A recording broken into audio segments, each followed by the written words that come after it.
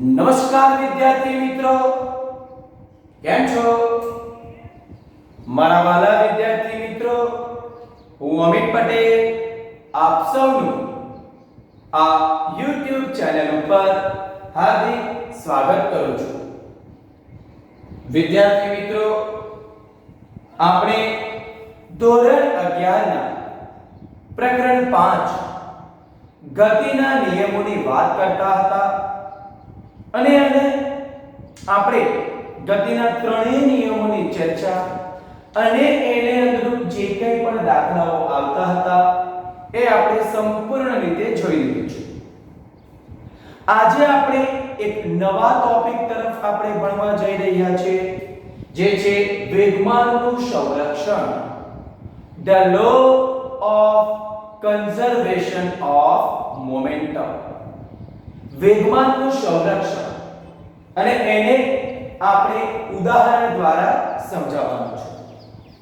આખો નિયમ હું તમને અહીંયા લખીને બતાવું છું, દરેકે દરેક વિગત કેવી રીતે આવે તે સમજાવું છું. તો આપણે જે ગતિનો બીજો અને ગતિનો ત્રીજો નિયમ જે જોયો, એ ગતિનો બીજો અને ત્રીજો નિયમ આપણને વેગમાન સંરક્ષણનો નિયમ આપે છે. શું લખી શકીએ છીએ આપણે? કે અહીંયા લખી શકીએ છીએ કે ન્યૂટનના ગતિના બીજો અને ત્રીજો નિયમ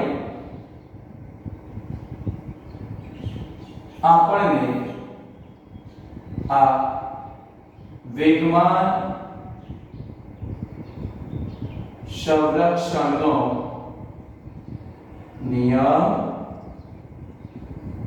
આપે છે. તો દીકરાઓ, આ વેગમાન સંરક્ષણનો નિયમ શું છે?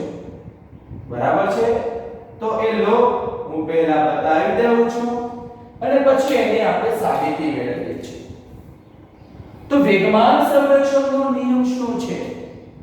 તો આંતરક્રિયા કરતા કણોના, આંતરક્રિયા એટલે અંદર જે ક્રિયાઓ કરે, તંત્રની અંદરની વાત કરેલી છે કે આંતરક્રિયા કરતા કણોના અલગ કરેલા તંત્રનું, અલગ કરેલું તંત્ર એટલે તંત્ર પર કોઈ પ્રકારનું બાહ્ય બળ લાગતું ન હોય એની વાત કરેલી છે.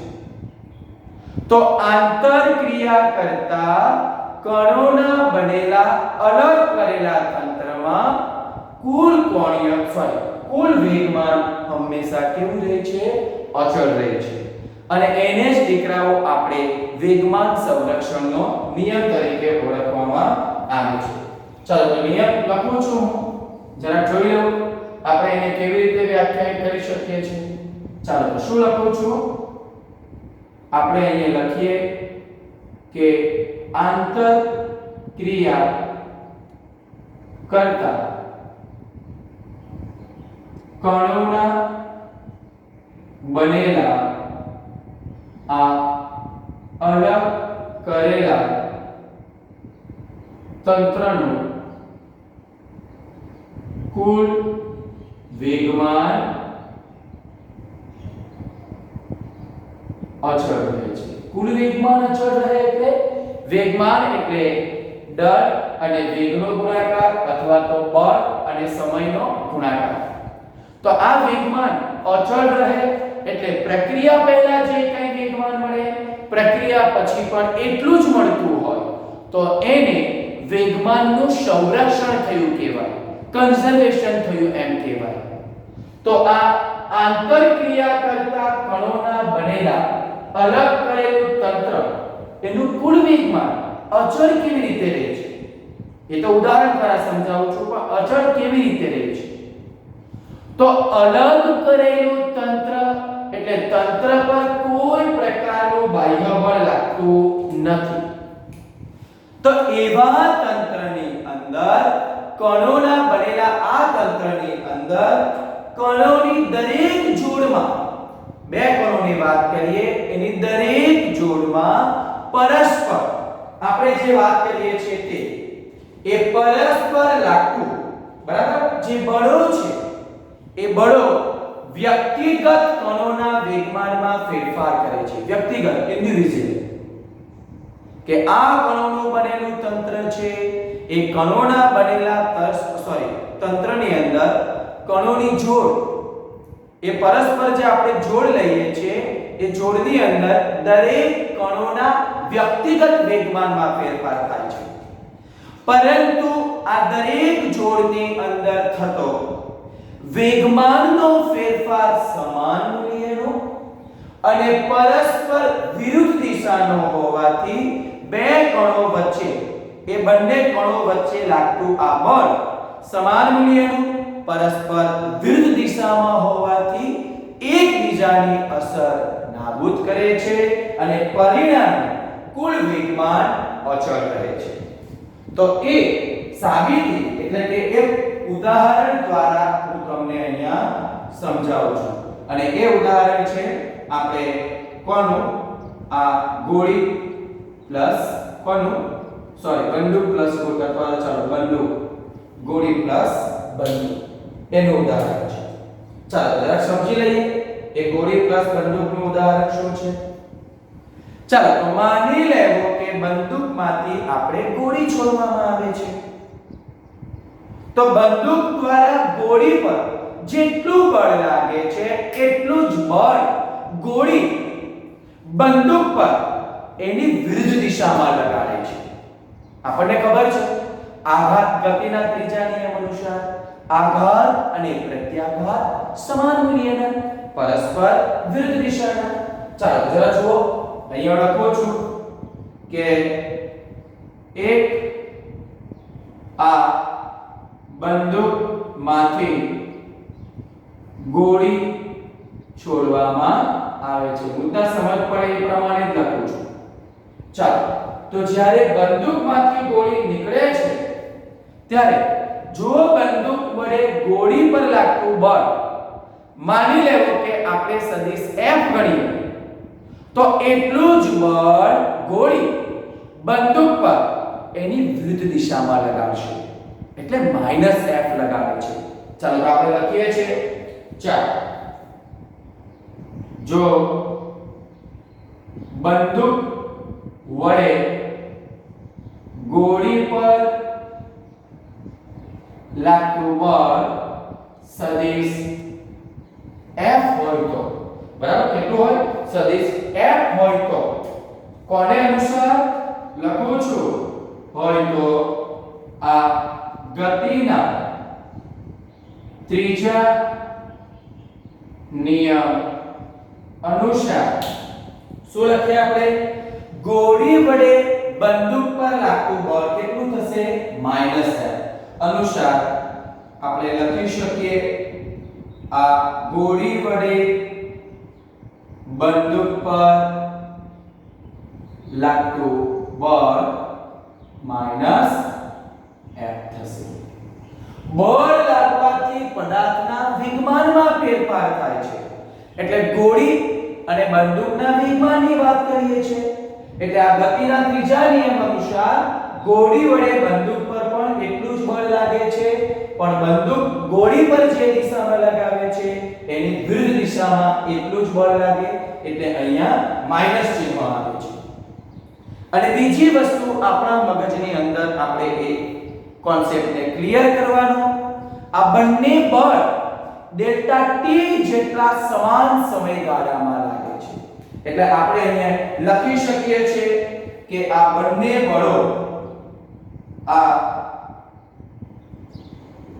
બળો સમાન સમયગાળો કેટલો આપણે લઈએ છીએ, ડેલ્ટા ટી માટે લાગે છે. એટલે આઘાત અને પ્રત્યાઘાત બંને ડેલ્ટા ટી સમય લાગે છે. ચાલો તો હવે આપણે ગતિના બીજા નિયમનો ઉપયોગ કરીએ છીએ અને વેગમાનમાં થતો ફેરફાર આપણે અહીંયા શોધી નાખીએ છીએ. એટલે અહીંયા લખું છું ગતિના આ બીજા નિયમ અનુસાર શું થવાનું, તો આપણે જે લેવો છે તમે કોઈના પર ગોળી પર આઘાત લેવો તો બંદૂક પર પ્રત્યાઘાત, બંદૂક પર આઘાત લેવો તો ગોળી પર પ્રત્યાઘાત, એ તમારા ઉપર ડિપેન્ડન્ટ છે. ચાલો તો માની લો આપણે ગતિના બીજા નિયમની વાત કરવામાં આવે તો ગોળીના વેગમાનમાં થતો ફેરફાર આપણે પહેલા કરી નાખીએ છીએ કે ગોળીના આ વેગમાનમાં થતો આ ફેરફાર જેને હું ગણું છું ગોળી, આપણે એને બુલેટ ગણીએ છીએ એટલે એને દર્શાવું છું pb.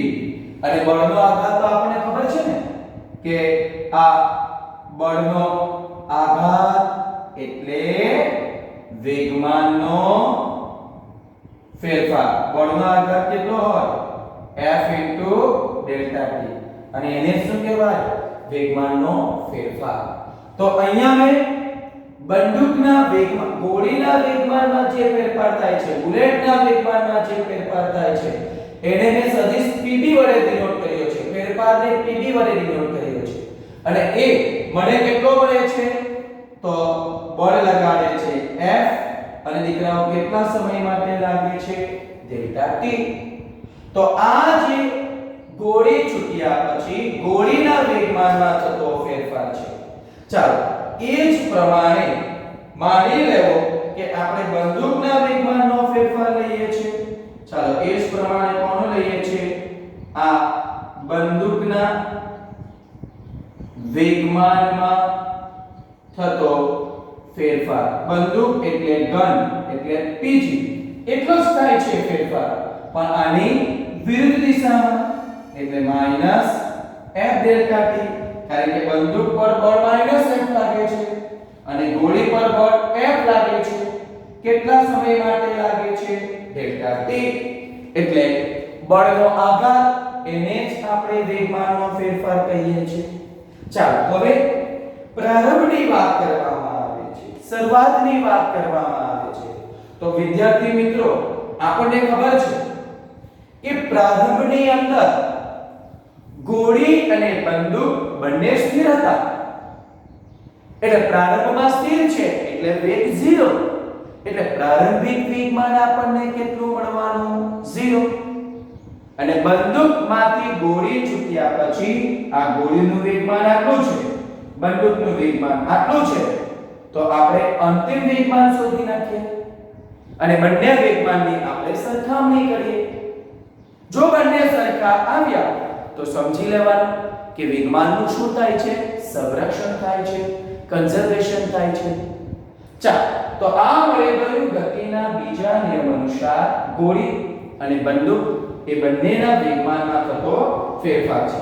ચાલો હવે શરૂઆતની વાત કરવામાં આવે છે એટલે આપણે ફિઝિક્સની પરિભાષાની વાત કરીએ કે પ્રારંભમાં એટલે શરૂઆતની વાત કરવામાં આવે.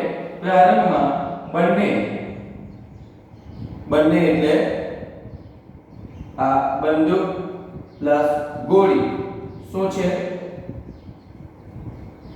સ્થિર હોવાથી, બરાબર છે? આ બંદૂક પ્લસ ગોળીના તંત્રનું આ પ્રારંભિક વેગમાન જેને હું ગણી લઉં છું p1 કેટલું મળે છે? 0 થાય છે. એ આપણને ખબર છે.